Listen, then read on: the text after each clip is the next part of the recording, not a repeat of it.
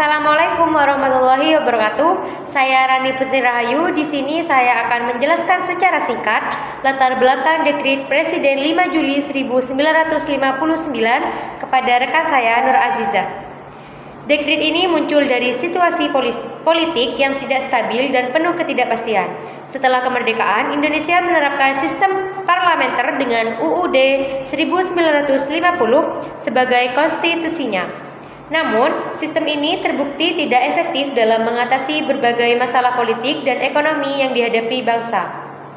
Pada tahun 1955, diadakan pemilihan umum untuk memilih anggota Dewan Konstituen yang bertugas merumuskan UUD baru. Namun, konstituen gagal mencapai kesepakatan dan tidak berhasil merumuskan UUD baru. Kegagalan ini semakin memperburuk situasi politik dan mengancam persatuan bangsa. Ketidaksepakatan di konstituen terkait paham kenegaraan dan hendak diterapkan pada konstitusi menjadi salah satu penyebab kegagalannya. Kondisi ini mendorong Presiden Soekarno untuk mengambil tindakan tegas dengan mengeluarkan Dekret Presiden 5 Juli 1959, yaitu isi Dekret Presiden 5 Juli 1959 yang pertama, pembubaran konstituen.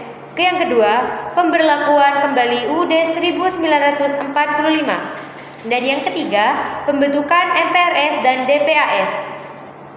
Yaitu MPRS adalah Majelis Permusyawaratan Rakyat Sementara dan DPAS adalah Dewan Pertimbangan Agung Sementara.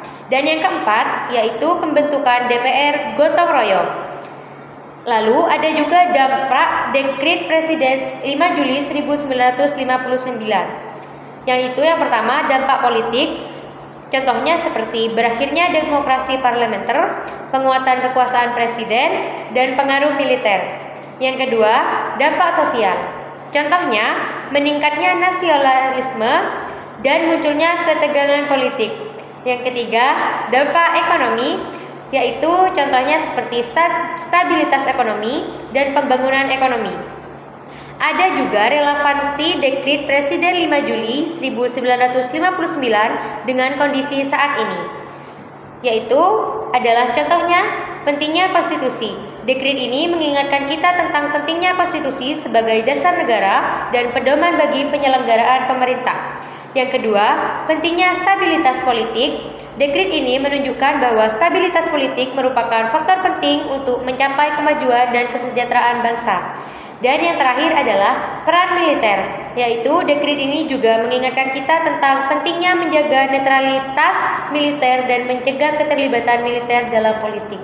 Mungkin itu saja yang bisa saya sampaikan tentang sejarah singkat latar belakang Dekret Presiden 5 Juli 1959.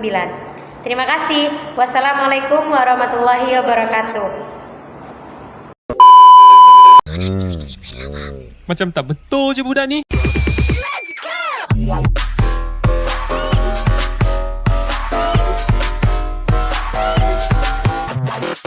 One.